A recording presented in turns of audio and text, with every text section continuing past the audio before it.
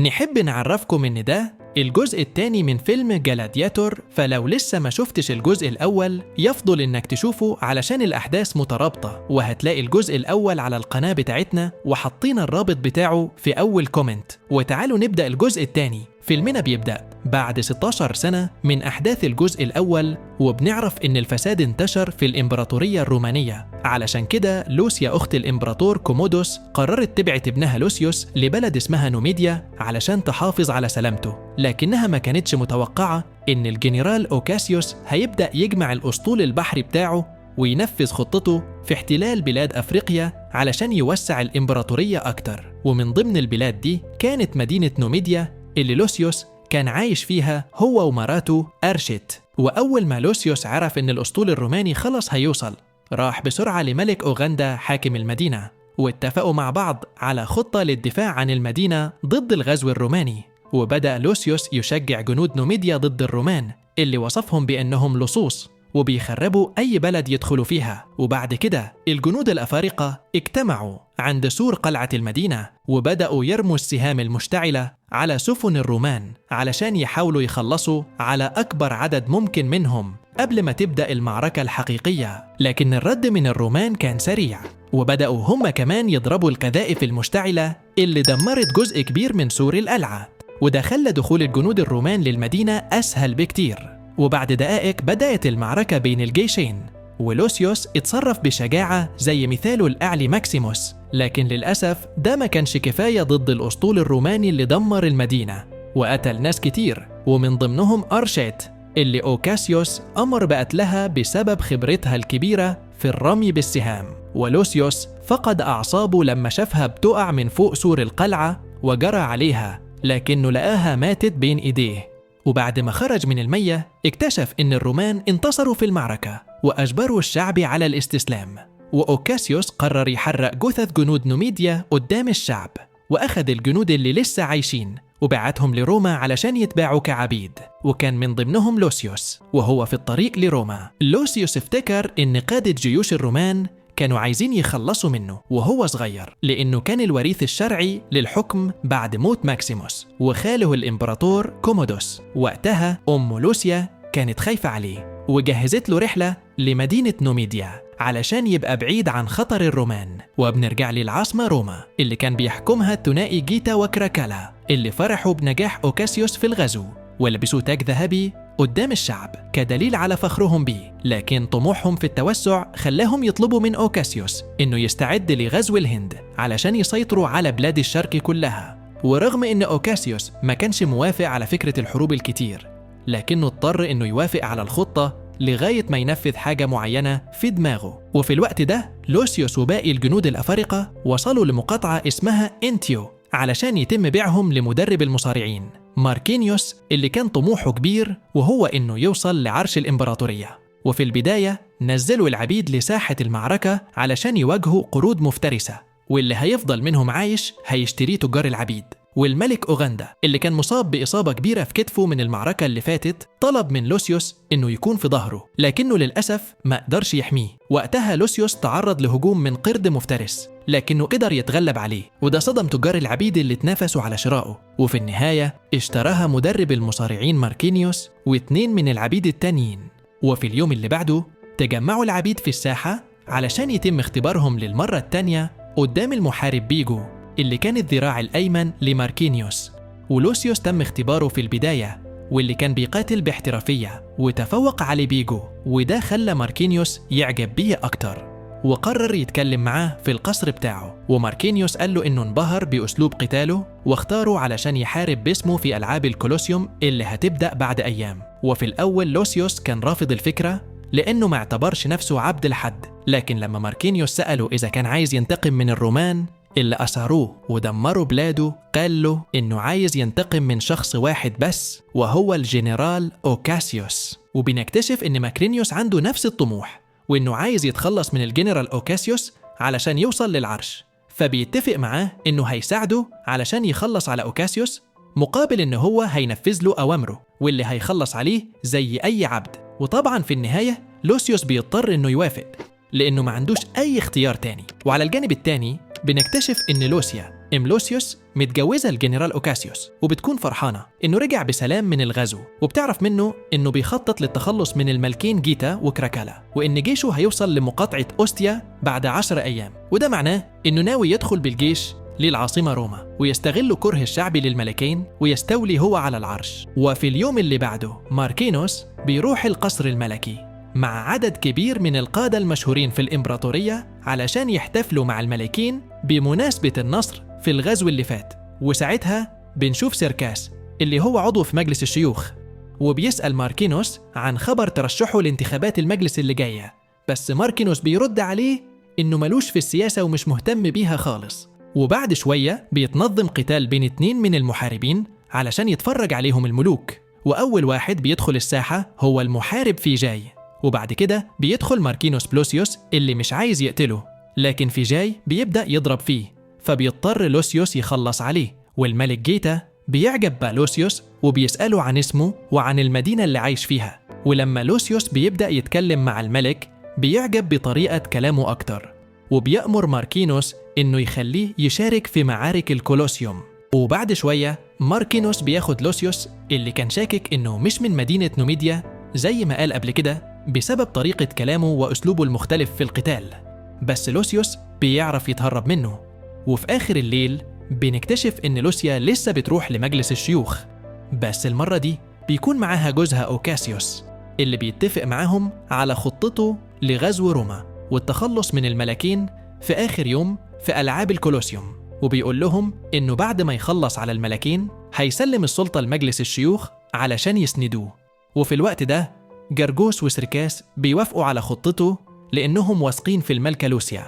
وبعد أيام بيوصل المدرب ماركينيوس والمحاربين بتوعه لمدينة روما علشان يستعدوا لألعاب الكولوسيوم، وماركينوس كان بيقابل سيركاس كل يوم علشان يعرف منه كل حاجة بتحصل في مجلس الشيوخ، وده طبعاً مقابل فلوس. وبتبدأ ألعاب الكولوسيوم بعد كده بمحاكاة لحرب قديمة بين الرومان والبرابرة، والبرابرة بيمثلهم العبيد بتوع ماركينيوس لأنهم غرباء عن روما، أما الرومانيين بيمثلهم أقوى محارب في الإمبراطورية كلها اللي هو ماجنوس، اللي عمره ما خسر أي قتال في حياته. وماجنوس بيدخل الساحة وهو راكب على حيوان ضخم وبيهجم على البرابرة اللي أغلبهم مش بيقدروا يصمدوا قصاد قوته، أما لوسيوس فبيعرف ينزله من على الحيوان بذكاء علشان يضطروا إنه يواجهوا في الساحة، وبيبدأ الاشتباك ما بينهم وماجنوس بيستعرض قوته قدام الملوك، لكن لوسيوس كان مستني اللحظة المناسبة وبيخلص عليه بطريقة بتثير إعجاب الشعب اللي بيهتفوا باسم هانو، وده الاسم اللي اختاره له ماركينيوس علشان يخفي هويته الحقيقية. وفي الوقت ده لوسيا كانت بتتابع القتال من بعيد، ولاحظت إن لوسيوس بيقاتل بنفس طريقة حبيبها السابق ماكسيموس. وكمان الملك جيتا ذكر بيت الشعر اللي لوسيوس قاله ليه أول مرة شافه في القصر، وده بيفكرها بابنها اللي ما شافتهوش من 16 سنة لما كان طفل صغير. وعلشان كده لما رجعت للقصر بتاعها استدعت ماركينيوس اللي بتقابله لأول مرة بحجة إنها عايزة تتعرف عليه، وماركينوس بيقول لها إنه شافها زمان وهي صغيرة لما كان بيخدم أبوها الأيسر ماركوس، ولوسيا بتسأله عن أصول المحاربين بتوعه اللي شافتهم النهاردة في ساحة القتال، وبيقول لها إن العبيد دول بيكونوا غالباً متشردين أو أسرى حرب. لكن لوسيا كانت بتحاول تعرف أكتر عن لوسيوس من غير ما تبين ده، وطبعاً ماركينوس خد باله وابتدى يفكر في سبب اهتمامها بعبد زيه. بعد كده ماركينوس قابل واحد من مجلس الشيوخ وعرف منه كل حاجة عن لوسيا، خصوصاً عن ابنها اللي اختفى من زمان وهو عنده 8 سنين، وبيكتشف إنه نفس عمر لوسيوس تقريباً. كمان عرف إن والد الطفل هو اللورد فاروس اللي اتجوز لوسيا علشان السياسة، لكن ما كانش عنده ميول للسيدات. الإشاعات كانت بتقول إن والد الطفل الحقيقي هو الإمبراطور كومودوس أخو لوسيا اللي كان بيحبها بجنون. في الوقت ده ماركينوس فهم الحكاية كلها وابتدى يفكر في خطة محكمة علشان يستفيد من اللي عرفه بأي شكل ممكن. وفي آخر اليوم لوسيا بتروح لزنزانة لوسيوس وبتسأله لو كان هو ابنها، ولوسيوس بيرد عليها ببرود إن اسمه هانو وإنه ما يعرفش أي حاجة عن الطفل اللي هي سابته من 16 سنة. ولوسيا بتتأكد إنه ابنها وبتبدأ تعتذر له وبتقول له إنها عملت كده علشان مصلحته وإنها ما كانتش تقدر تسافر معاه، وإلا الحكام الفاسدين كانوا هيطردوهم ويقتلوهم هما الاتنين. وفي اللحظة دي الحارس بتاعها بينادي عليها لأن الوقت اتأخر، فبتضطر تمشي وهي بتعيط لأن لوسيوس رفض يتكلم معاها. قبل ما تمشي بتقوله إنها عرفته لأنه كان بيتصرف زي أبوه الحقيقي المحارب العظيم ماكسيموس. وقتها لوسيوس بيتعصب وبيطلب منها تمشي لأنه كان في حالة صدمة من نسبه الحقيقي اللي كانت مستخبية عنه طول السنين اللي فاتت. وبعد كده لوسيا بترجع لجوزها أوكاسيوس وبتبلغه إن ابنها لوسيوس لسه عايش، وبتطلب منه إنه يساعدها لأن بكرة هيكون اليوم الثالث في ألعاب الكولوسيوم، وده معناه إن القتال هيكون خطير جدا لدرجة إن أعظم المحاربين في التاريخ ما كانوش بينجوا في اليوم ده بالتحديد. وفي الوقت ده بنلاحظ إن في واحدة من الخدم كانت بتتنصت عليهم من غير ما حد يشوفها. وفي الجهة التانية بيكون لوسيوس بيتدرب بطريقة عنيفة جدا مع المحارب بيجو علشان كان أهانه قدام ماركينيوس قبل كده. وفي آخر اليوم بيروح لوسيوس يقعد مع صديقه الجديد أبرالي اللي بيعامله بطريقة كويسة عكس باقي الناس، وبيجيب له منشط علشان يبقى مركز أكتر في القتال وما يتأثرش بالضرب. وبعد كام ساعة بيبدأ القتال التاني في الكولوسيوم اللي بيجسد محاكاة لمعركة سالومي اللي دارت في المحيط الهادي بين قادة جيوش روما واليونانيين. والمرة دي بتملأ ساحة القتال بالمياه علشان كل جيش يدخل بالسفينة بتاعته، وبيبدأ القتال ما بينهم عن طريق رماة الأسهم اللي كان ليها تأثير كبير في الحروب زمان. وعلشان تكون المعركة واقعية أكتر بيحطوا سمك قرش في الساحة، وبالتالي أي جندي بيقع في المية بيكون مصيره الموت. وبالنسبة للوسيوس عنده خطة من البداية، وهي إنه يجذب سفينة الرومان ناحية البوابة علشان يعطلهم شوية وما يخليش السفينة تتحرك لحد ما الجنود يلفوا السفينة بتاعته 180 درجة ويدخلوا بالمقدمة في شراع سفينة العدو ويدمروها. وده بيسهل عليهم قتل الجنود اللي فقدوا أسلحتهم في المياه بعد الضربة القوية اللي تعرضوا ليها. وبيستغل لوسيوس الزحمة بعد كده وبياخد الرمح بتاعه وبيصوب ناحية الجنرال أوكاسيوس علشان يخلص عليه، لكن في اللحظة دي بيخبط فيه واحد من الجنود وبيغير اتجاه السهم اللي بيجي في كرسي الملك جيتا. ولوسيوس بيزعل جدا لأنه ضيع الفرصة، وبعدها بيحتفل مع زملائه قدام الحراس علشان يثبت إنه ملوش علاقة باللي حصل. وبعد شوية بتروح الخدمة بتاعت لوسيا لمجلس الشيوخ وبتبلغهم بخطة لوسيا هي وأوكاسيوس لإنقاذ المحارب لوسيوس والانقلاب على الحكم. وبعد كده بيوصل ماركينيوس لقصر سيركاس وبيستغل إن سيركاس مديون له بمبلغ كبير وبيعرف منه تفاصيل خطة الانقلاب. وماركينيوس اللي بيطمع في العرش بيقرر إنه يبلغ الملكين بالخطة دي علشان يكسب ثقتهم وفي نفس الوقت يخلص من أكبر منافس ليه. وفعلا بتنجح خطته وبيأمروا الحراس بالقبض على لوسيا وأوكاسيوس بتهمة الخيانة. والملك جيتا في البداية كان عايز يخلص على أوكاسيوس بسرعة، لكن ماركينيوس بيقنعه إن الأفضل هو إنه يموت قدام الشعب علشان يكرهوه. وبنعرف إن السبب الحقيقي من كل ده إن ماركينيوس عايز يديه فرصة لصديقه لوسيوس إنه ينفذ وعده ويقضي على أوكاسيوس بنفسه. وفي الوقت ده بيكون لوسيوس قاعد مع صديقه أبرالي وبيحكوا عن قصص المحارب ماكسيموس، وأبرالي بيلاحظ إن لوسيوس متأثر جدا بماكسيموس، فبيقرر يهديه البدلة والسيف بتاع ماكسيموس اللي فضل محتفظ بيهم من زمان. وتاني يوم الصبح أوكاسيوس بيدخل ساحة القتال علشان يتحاكم بتهمة الخيانة، وبيتم إجباره إنه يقاتل 5 من أمهر المحاربين الرومان. وفي البداية بيبان تفوق الجنود عليه بسبب سنه الكبير، لكن خبرته بتساعده إنه يقضي عليهم كلهم. وبيجي وقت المحارب لوسيوس اللي مستني اللحظة دي من شهور علشان ينتقم من أوكاسيوس. وبعد اشتباك عنيف بينهم أوكاسيوس بيرمي السيف وبيرفض إنه يقتل لوسيوس لأنه ابن أستاذه وصديق عمره المحارب ماكسيموس. وأوكاسيوس بيشرح ليه إنه ملوش ذنب في اللي حصل وإنه كان بينفذ الأوامر فقط. ولوسيوس بيقتنع بكلامه وبيسامحه، لكن الملك جيتا مش بيرحم أوكاسيوس وبيأمر رماة الأسهم إنهم يخلصوا عليه. وأوكاسيوس بيموت وسط صراخ الملكة لوسيا اللي كانت بتعيط على جوزها وابنها.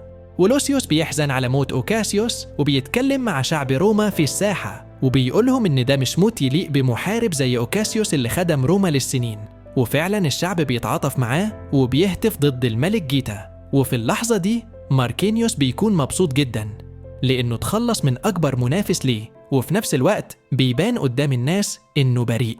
وماركينيوس بيطلب من الملكين الرجوع للقصر علشان يضمن سلامتهم، وبعد كده بيروح يقابل لوسيوس في زنزانته وبيسأله ليه ما قتلش أوكاسيوس، ولوسيوس بيقول له إنه المهم إنه وصل لمراده.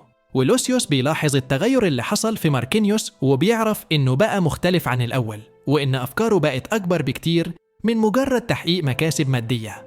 وفي اللحظة دي بيكون ماركينيوس متأكد إن لوسيوس هو الوريث الشرعي للحكم. وفي آخر اليوم بنعرف إن شعب روما عملوا ثورة عند القصر الملكي وبيطلبوا بإعدام الملك جيتا لأنه ظالم. وساعتها ماركينيوس بيكون قاعد معاه في القصر علشان يبتدي يفكر معاه في طريقة علشان يساعدوا بيها. وفي نفس الوقت الملك كاركالا بيقترح عليهم اقتراحات غبية جدا، فبينفعل عليه أخوه التوأم جيتا وبيطلب منه إنه يرجع أوضته وما يخرجش منها غير لما المشكلة دي تتحل. وبيسأله ماركينيوس بعدها عن سبب تصرف الملك كاركالا بالطريقة الغريبة دي، فيقول له إن أخوه عنده تأخر ذهني من وهو صغير، ودي الحاجة الوحيدة اللي هم مخبينها عن الشعب لأنه ما ينفعش للحكم أساساً. وبيستغل ماركينيوس الموضوع ده وبيتسحب لحد ما بيدخل أوضة الملك كاركالا وبيوقع بينه وبين أخوه، وبيقول له إن الملك جيتا هيقدمه للمحاكمة بكرة عند مجلس الشيوخ، وإن حياته هتبقى في خطر، وبالتالي الحل الوحيد اللي قدامه دلوقتي هو إنه يتخلص منه قبل ما الموضوع يكبر. وبعد ما الغضب بيسيطر على الملك كاركالا بياخد سيفه وبيتوجه لأخوه وبيكون عايز يخلص عليه، لكن جيتا بيقدر يوقف السيف في آخر لحظة وبيقول له إنه بيحبه وإنه دايما كان بيحميه من وهو صغير لحد دلوقتي. وفعلا كاركالا بيقتنع بكلامه في البداية لحد ما ماركينيوس يجي من وراه وبيزق إيده علشان يخليه يقتل أخوه ويحقق اللي عايزه. وفي نفس الوقت بتروح لوسيا لابنها في الزنزانة وبتعتذر له للمرة التانية، وبيوافق لوسيوس إنه يسامحها بعد ما عرف الحقيقة إن الحكام الفاسدين كانوا عايزين يتخلصوا منه زمان لأنه الوريث الشرعي للحكم. بعدها بتديله لوسيا الخاتم اللي في إيديها وبتقوله إن الخاتم ده كان بتاع جده الإمبراطور ماركوس، واللي أداه للمحارب ماكسيموس علشان إخلاصه ليه. ولما ماكسيموس مات أخذت لوسيا الخاتم وادته لأوكاسيوس علشان شجاعته وحبه للوطن، ودلوقتي هي بتديه لابنها لوسيوس لأنها متأكدة إن إنقاذ روما هيتم على إيده. وفي اليوم اللي بعده بيعلن الملك كاركالا إنه خلص على أخوه علشان يرضي الشعب ومجلس الشيوخ، وكمان بيعلن إنه عين مستشار لإدارة مهام المدينة العسكرية، واللي بيكون ماركينيوس اللي بدأ يقرب جدا من تحقيق حلمه الأساسي اللي هو كرسي الإمبراطورية. وفي الجهة التانية بيكون لوسيوس عارف بمخطط ماركينيوس لكنه مش قادر يوقفه لأنه محبوس، فبيطلب من أبرالي صديقه اللي بيزوره في الزنزانة إنه يسافر لمدينة أوستيا لأن جيش أبوه هناك، وبيطلب منه إنه يسلم الخاتم للجنرال داريوس لأنه خدم مع أبوه زمان ويعرف إن الخاتم ده هيكون مع حد من العائلة الملكية واللي هو لوسيوس ابن ماكسيموس الوريث الشرعي للحكم. وفعلا بتتنفذ خطة لوسيوس وبيسلم أبرالي الخاتم للجنرال داريوس وبيحكي له كل اللي حصل في روما في الفترة الأخيرة.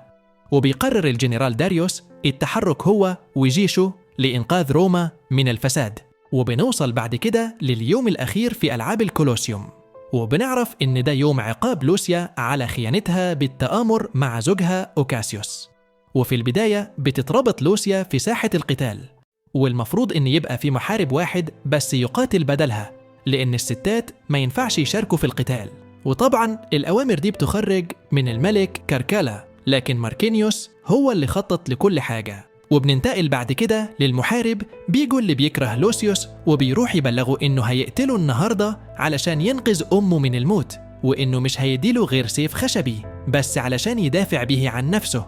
طبعا لوسيوس بيكون عارف إنه بيكرهه، وعلشان كده بيقرر إنه يخلص عليه بدم بارد. بعدها بيروح يفتح لزمايله العبيد الزنزانة وبيخطب فيهم علشان يحمسهم زي ما أبوه ماكسيموس كان بيعمل قبل بداية المعارك. وبعدها بياخدهم لوسيوس وبيروحوا يهجموا على حراس الملك اللي بيكونوا محوطين لوسيا من كل مكان. وعلى الرغم من عددهم الكبير لوسيوس بيقدر يخلص عليهم بشجاعته الكبيرة. وفي الوقت ده بيعرف ماركينيوس إن في جيش مكون من 5000 جندي على بعد كيلومترات من حدود روما، فبيؤمر رجالته إنهم ياخدوا الجنود كلهم ويستنوه قدام القصر لحد ما يخلص مهمة معينة ويجي لهم. بعدها ماركينيوس بيستغل الفوضى اللي حصلت في ساحة القتال وبيخلص على الملك كاركالا، وبياخد الرمح وبيصوب على لوسيا وبينهي حياتها وهي بين إيدين ابنها اللي كان خلاص على بعد ثواني ويحررها. وبعد كده بياخد ماركينيوس حصانه وبيتجه لحدود روما علشان يتصدى لجيش العدو، ولما بيوصل هناك بيتفاجئ إن لوسيوس مستنيه وإنه هو اللي هيقود الجيش لإنقاذ روما من شره، وبيطلبوا هما الاتنين من جيوشهم إنهم ما يدخلوش، وبتبدأ المعركة ما بينهم وبينتصر لوسيوس فيها بعد صراع طويل. بعدها بيخطب لوسيوس في الجيش التاني وبيعرفهم إنه عمره ما طمع في السلطة وإنه زهق من المعارك طول السنين اللي فاتت، لأن الوقت جه علشان ترجع روما بلد حضارية مش مجرد همج بيقتله وينهبوا الأراضي وخلاص. وفعلا بيقتنع الجيش التاني بكلام لوسيوس في النهاية وبيتحد الجنود مع بعض تحت راية السلام اللي أعلنها لوسيوس بعد ما قرر إنه يكتب تاريخ جديد لبلد روما. وبس كده فيلمنا بيكون خلص هنا، فياريت لو الفيلم عجبك تعمل لايك وسبسكرايب للقناة، وياريت تعمل كومنت وتقول لنا رأيك في الفيلم أو في الملخص عامة. وبس كده نشوفكم في فيلم جديد. سلام.